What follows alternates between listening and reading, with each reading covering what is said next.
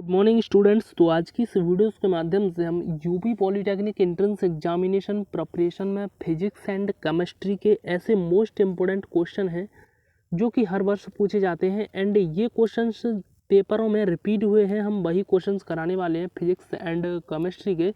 तो इस वीडियो को ध्यान से देखिएगा। देखिए, आप तैयारी कर रहे हैं तो रेगुलरली कीजिएगा क्योंकि आप शुरू से पढ़ते आ रहे हैं। यदि आप लास्ट दिनों में अपनी तैयारी को धीमे कर देंगे तो आपको शुरू की पढ़ाई एकदम बेकार चली जाएगी।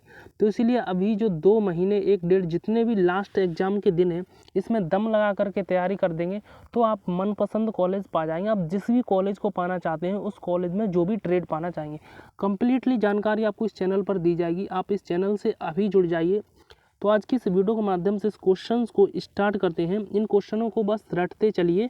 तो आपको रटना है, ठीक है। हम कॉन्सेप्ट भी बता देंगे जो क्वेश्चन कॉन्सेप्ट बेस पे होगा। तो केमिस्ट्री का है एंड फिजिक्स का, दोनों का है। तो सबसे पहले केमिस्ट्री को लेते हैं। तो केमिस्ट्री पर ज़रा ध्यान दीजिएगा। तो यहाँ पर केमिस्ट्री के क्वेश्चन हैं। सबसे पहला क्वेश्चन है, गैसों की तुलना में द्रव होते हैं। गैसों की तुलना में द्रव क्या होते हैं? क्या असंपीडी होते हैं या संपीडी होते हैं या दोनों सही हैं या इनमें से कोई नहीं है? तो इसमें आपको यदि थ्योरी पढ़े होंगे तो डेफिनेटली आप इसका राइट आंसर खोज लेंगे। लेकिन देखिए, इसका राइट आंसर ए हो जाएगा। क्यों हो जाएगा? क्योंकि गैसों की तुलना में द्रव क्या होते हैं? असंपीडी होते हैं। क्योंकि गैस को आप बहुत ही जल्दी दबा दोगे लेकिन इतनी जल्दी द्रव को नहीं दबा पाओगे, क्योंकि तुलना में पूछ रहा है। यानी कि द्रव की तुलना, गैसों की तुलना में द्रव क्या है? असंपीडी है। क्योंकि आप गैस को बहुत ही जल्दी, गैस जैसे किसी गुब्बारे में गैस को भर दिया तो उसको आप जल्दी दबा सकते हैं, इतनी जल्दी पानी से नहीं। यानी कि तुलना में पूछ रहा है तो इसका राइट आंसर असंपीडी हो जाएगा। ये बात ध्यान रखिएगा। ऑलराइट, नेक्स्ट क्वेश्चन है आपका। क्वेश्चन हिंदी एंड इंग्लिश दोनों में है। प्लैंक स्थिरांक का मान होता है, ये कितना होता है? यदि आप 12th की हैं तो डेफिनेटली बता देंगे, और हाई स्कूल के बाद है तो डेफिनेटली आप इस क्वेश्चन को देखिएगा। इसका जो मान होता है वो होता है 6.626 इंटू 10⁻⁻34। लेकिन इसमें देखिए इसका राइट आंसर कौन सा होगा? ये मान बिल्कुल सही है। ये दोनों मान आप देख रहे हैं ये एकदम सेम टू सेम है, लेकिन इनमें से कौन सा सही है? इसका मात्रक है जूल सेकंड एंड इसका मात्रक क्या है? जूल प्रति सेकंड। तो इसका मात्रक भी आपको ध्यान में होना चाहिए, अन्यथा की स्थिति में क्वेश्चन रॉन्ग हो जाएगा। तो उसका मात्रक होता है joule second. Option number B is the right option this question. Alright, तो आपका बी ऑप्शन बिल्कुल करेक्ट हो जाएगा इस क्वेश्चन का। तो इसको भी ध्यान में रखिएगा। ये आपके पिछले वर्ष क्वेश्चनों में पूछा जा चुका है एंट्रेंस एग्जामिनेशन में। नेक्स्ट क्वेश्चन है, वेरी वेरी इंपॉर्टेंट क्वेश्चन है। एक एक क्वेश्चन को ध्यान से पढ़ते चलिए। अवक्रिया आपको दे रखी है 1H1 प्लस 0N1 से बनता है। क्या बनता है? सबसे पहले देखिए, प्रोटियम, ट्राइटियम, ड्यूटेरियम या सभी बनते हैं।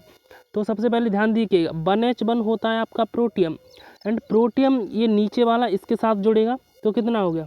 नीचे वाला 1 होगा एंड H प्लस ऊपर वाला ऊपर वाले के साथ जुड़ेगा तो 1 1 कितना हो गया? 2। तो 1 1 2 हो गया। तो अब 2 को हम क्या बोलते हैं? ड्यूटेरियम बोलते हैं, ठीक है।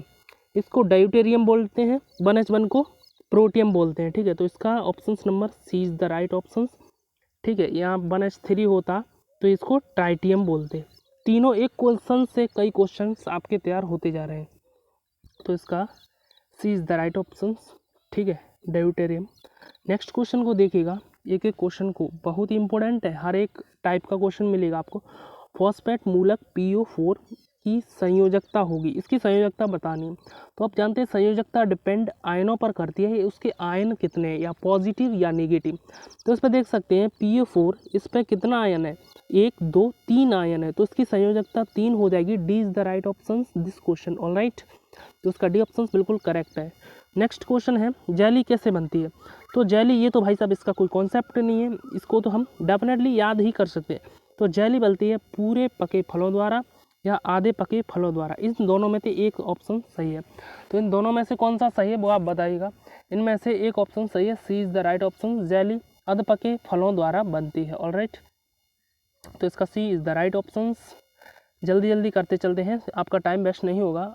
सोने का प्रतीक किस लैटिन भाषा से व्युत्पन्न हुआ है?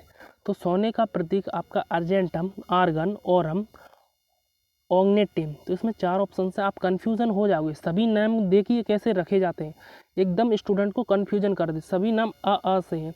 तो इसका right option C is the correct option this question, ओरम। यानी कि सोने का प्रतीक किस भाषा से लिया जाता है? ओरम भाषा से लिया जाता है। ऑलराइट, तो इसको आप याद रखिएगा।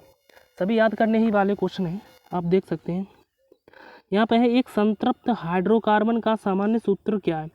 तो संतृप्त हाइड्रोकार्बन का सामान्य सूत्र क्या है, आप बताइए ना।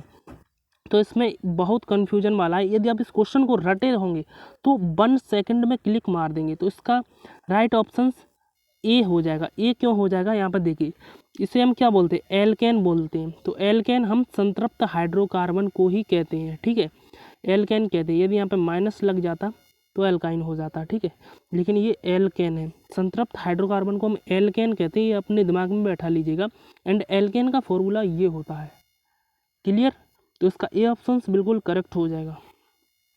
अब देखिए यहाँ पे त्रिबंध यौगिक, त्रिबंध युक्त हाइड्रोकार्बन का सामान्य सूत्र। अब आपको ये पता होना चाहिए त्रिबंध युक्त हाइड्रोकार्बन कौन से होते हैं। तो अभी हमने आपको बताया था एल्केन का, लेकिन त्रिबंध युक्त हाइड्रोकार्बन जो होते हैं वो एल्काइन वाले होते हैं, एल्काइन, ठीक है। तो उसका जी ऑप्शन हो जाएगा, B is the right option this question, क्योंकि ये फॉर्मूला बेस है, आपको फॉर्मूला याद रहेगा, तुरंत टिक मार देंगे आप। नेक्स्ट क्वेश्चन को देखिए, भौतिक विज्ञान। अब फिजिक्स के क्वेश्चन शुरू हो गए, इसका एक एक हर टाइप का क्वेश्चन मिलता जा रहा है आपको। आप ये भी सोचते चलिए हम कौन सा क्वेश्चन राइट कर रहे हैं, कौन सा क्वेश्चन रॉन्ग कर रहे हैं, उसे तुरंत नोट कर लीजिएगा। ये सभी क्वेश्चन आए हुए हैं। पृथ्वी एवं चंद्रमा के बीच की दूरी आपको इतना दे रखा है, तो उसका कोटिमान बताइए। तो कोटिमान कैसे निकालते हैं आपको पता होगा, यदि आप 10th में पढ़े हैं, ठीक है। तो कोटिमान आपको मालूम है 3.16। इसकी तुलना करते हैं, हमको इस घात से कोई लेना देना नहीं है। ये मान यदि 3.16 से बड़ा है, ठीक है, 3.16 से यदि ये मान बड़ा है तो घात में 1 जोड़ देते हैं। यदि ये वाला मान इस 3.16 इस वाली संख्या से छोटा है तो घात में तो घात, सॉरी थोड़ी आवाज़ में प्रॉब्लम हो रही है, तो घात में से 1 घटा देते हैं, ठीक है। तो यानी कि ये 3.16 से बड़ा है ना, तो इसमें घात में 1 जोड़ दीजिएगा। तो 10 की घात 8 है तो 10 की घात 9 हो जाएगी। Option number A is the right option. Concept समझ गए ना, 3.16 से बस तुलना करनी होती है, ठीक है। बड़ा होगा तो 1 घात में जोड़ देंगे, छोटा होगा तो 1 घटा देंगे, राइट। ये ऑप्शन करेक्ट हो जाएगा। नेक्स्ट क्वेश्चन, पृथ्वी पर ऊर्जा का मूल स्रोत क्या है। तो इसका जो मूल स्रोत है आप भी जानते हैं, सूर्य का एक प्रकाश की वजह से ही मूल स्रोत ऊर्जा है जो कि पृथ्वी पर पाई जाती है, ऑलराइट। सूर्य की वजह से यानी पृथ्वी पर ऊर्जा का मूल स्रोत सूर्य है, correct option B. Next question, आंतरिक ऊर्जा की अवधारणा की जाती है। आंतरिक ऊर्जा की अवधारणा किससे की जाती है, ऊष्मागति के द्वितीय नियम द्वारा या प्रथम नियम द्वारा या बीन के नियम द्वारा या फोर्थ ऑप्शन है स्टोक्स के नियम द्वारा। तो ये थ्योरी पढ़े होंगे तो आप डेफिनेटली बता देंगे। आंतरिक ऊर्जा की अवधारणा हमेशा ऊष्मागति के प्रथम नियम से की जाती है, first law of the thermodynamics, alright. B option is the right option this question. Next question आपकी स्क्रीन पर है, ये तो बहुत ही बार पूछा जा चुका है, ऑलराइट। ये क्वेश्चन कहता क्या है, एक धातु की प्लेट में एक गोल छिद्र है, यदि प्लेट को गर्म किया जाए तो छिद्र का व्यास क्या होगा। इसमें आप बहुत ही कन्फ्यूजन हो जाएंगे, एंड कन्फ्यूज हो गए तो क्वेश्चन हो जाएगा गलत। एंड इसमें कह क्या रहा है जरा ध्यान दीजिएगा, कोई भी एक धातु है उसमें एक छोटा गोल छिद्र है, उस प्लेट को यदि हम गर्म करते हैं तो छिद्र क्या होगा, छिद्र का व्यास क्या होगा, बढ़ेगा या घटेगा। तो आपका कहना होगा मेरे हिसाब से घटेगा, आप इस वाले ऑप्शंस को लगाते, ठीक है, लेकिन व्यास जो है बढ़ेगा। Option number A is the right option, यानी कि आपका उसका रेडियस इंक्रीज होगा, ठीक है, व्यास। ये ऑप्शन करेक्ट हो गया। नेक्स्ट क्वेश्चन को देखिएगा, ऊष्मा ऊर्जा को मापा जाता है, ऊष्मा ऊर्जा को किससे मापा जाता है, ये तो आपको पता ही होगा, जूल से ऊर्जा को डेफिनेटली जूल से ही मापते हैं। C option is the right, alright. एक एक क्वेश्चन का कॉन्सेप्ट आपको क्लास अच्छी लग रही हो तो वीडियो को लाइक करके एंड कमेंट करके भी बता सकते हैं, आप अपना फीडबैक दे सकते हैं, राइट। अब लास्ट क्वेश्चन है, श्रव्य तरंगे वे तरंगे हैं जिनकी आवृत्ति किनके मध्य होती है, आप बता सकते हैं।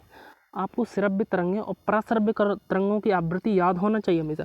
श्रव्य तरंगों की आवृत्ति 20 से लेके 20,000 हर्ट्ज तक होती है, एंड यहाँ पे मात्रक का भी ध्यान रखना होता है, ठीक है। एंड पराश्रव्य, इसी से नेक्स्ट दूसरा क्वेश्चन तैयार होगा आपका। पराश्रव्य तरंगें होती हैं तो उनकी आवृत्ति कितनी होती है, उनकी आवृत्ति होती है 20,000 हर्ट्ज से अधिक होती है, ये बात ध्यान रखना।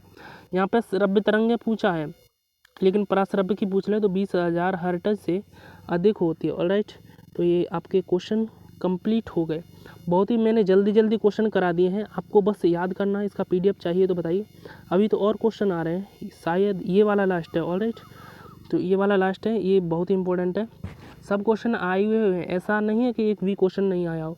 प्रकाश गमन कर सकता है, किस में कर सकता है? केवल वायु में या निर्वात में, या वायु या निर्वात दोनों में कर सकता है? तो आप बताइए इनमें से कोई नहीं। ये तो भाई साहब बिल्कुल ही रॉन्ग है। इन दोनों में, तीनों में से आप एक क्वेश्चन को राइट बता सकते हैं, बताइए कौन सा होगा। तो आप मेरे हिसाब से इस वाले को बताएंगे, लेकिन इसका options number C is the right options this question. C options बिल्कुल करेक्ट है। प्रकाश गमन करता है तो बेटा वो वायु में भी करता है एंड निर्वात दोनों में ही करता है। ऑलराइट, क्लास आपको पसंद आई हो तो लाइक करके कमेंट करके बता सकते हैं, जिससे आप नेक्स्ट क्लास को भी कंटिन्यू कर सकें। ऐसे ही क्वेश्चन कराएंगे। यदि आप इन क्वेश्चनों को, इतने क्वेश्चन कर लें, डेली करेंगे, रटेंगे, तो आप चाहे थ्योरी ना पढ़े हो तो क्वेश्चन रट जाएंगे, तो डेफिनेटली आपका एंट्रेंस क्रैक हो जाएगा। ठीक है, तो मिलेंगे आपसे नेक्स्ट क्लास में, तब तक के लिए tata bye bye, take care.